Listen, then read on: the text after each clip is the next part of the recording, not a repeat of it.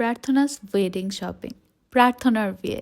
Yes, you guys heard me right. সব কিছু এত তাড়াতাড়ি ফিক্সড হয়ে গেল যে ঢাকঢোল বাজিয়ে সবাইকে জানানো হয় নাই। আসলে মেয়ে মানুষরা খুব তাড়াতাড়ি বড় হয়ে যায়, আর বড় হলে তাদের পরের বাড়িতে পাঠাতে হয়। আর পরের বাড়িতে মেয়ে পাঠাবো, তাকে তো আর খালি হাতে পাঠানো যায় না। তার জন্য বিয়েতে গোল্ড কিনতে হবে। তার জন্য আজকে আমরা চলে যাই গোল্ড শপিংয়ে। আর এখানে সুমাপু এত সুন্দর একটা ব্রেসলেট গোল্ড এক্সচেঞ্জ করে নিছে, ডিজাইনটা এত সুন্দর, যার কারণে আমি ভিডিও করলাম। আর যা বলছিলাম, প্রার্থনা আমাদের 3 বোনের বড় মেয়ে, সবচেয়ে বড় মেয়ে, সবচেয়ে আদরের, একদম কলিজার একটা টুকরা। তো ওকে যাই দেই না কেন, মানে আমাদের মন তো ভরবে না, বাট স্বর্ণের দাম অনেক বেশি, আর আমাদের সামর্থ্য যতটুকু আমরা ততটুকুতেই তাকে দিব। তো এখানে আমরা কিছু পার্লের জুয়েলারি দেখতেছিলাম, সবগুলো ডিজাইন এত সুন্দর। আর সুমাপু প্রার্থনাকে এক একটা হার পরাইতেছিল আর দেখতেছিল কেমন লাগে।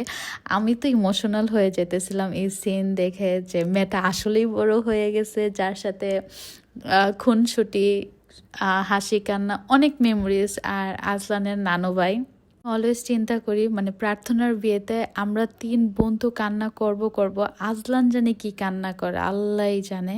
আজলানের কলিজার টুকরা প্রার্থনা। আর এখানে আমরা ডিসাইড করতে পারতেছিলাম না যে কোনটা রেখে কোনটা নিব। আর এই সবটা স্বর্ণলতা মৌচাক মার্কেটে। ভাইয়া আমরা গেলেই নাস্তার আয়োজন করে। আর এই চেইনটা আমরা নিছি প্রার্থনার রেগুলার ইউজের জন্য। এত সুন্দর এই চেইনটা, মাত্র 3 আনার মধ্যে, 22 ক্যারেটের। ডিজাইনটাও সিম্পল, প্রার্থনা অলওয়েজ ক্যারি করতে পারবে। আর বাকি গোল্ডও আমরা বুকিং দিয়ে আসছি আলহামদুলিল্লাহ। আর কিছু বুকিং অ্যামাউন্টও আমরা দিয়ে আসছি, খুব সুন নিয়ে আসবো। তাছাড়া জাস্ট গোল্ড কিনলেই তো আর বিয়ের শপিং শেষ হয় না। শাড়ি কিনা হয়েছে, ওইটার জন্য পেটিকোট কিনতে হবে। তো ইমার্জেন্সিতে রেডিমেড পেটিকোটই কিনছি। আর ব্লাউজ টেলারের কাছে দেওয়া হয়েছে, একদিনের মধ্যে বানিয়ে দিবে। টুকটাক দেখতেছিলাম আর কি নেওয়া যায় আর কি। তো প্রার্থনাকে বলতেছিলাম যে ইমিটেশনের গয়না কিন, প্রার্থনা কয় ইস না। আর যেহেতু বোনের বিয়ে, ভাইয়ের শপিংও তো করতে হবে। আজলানের জুতোও দেখতেছিলাম। আবার বউ বলতেছে সে নাকি কাচের চুড়ি পরবে তার বিয়েতে। আমি বলতেছি স্বর্ণের চুড়ি দিব, আবার কাচের চুড়ি কেন পরবি? কিন্তু সে বায়না ধরছে সে কাচের চুড়ি পরবে, স্বর্ণের চুড়ির সাথে মিক্সড করে। তো আমার কাছে এই চুড়িগুলো এত সুন্দর লাগতেছিল।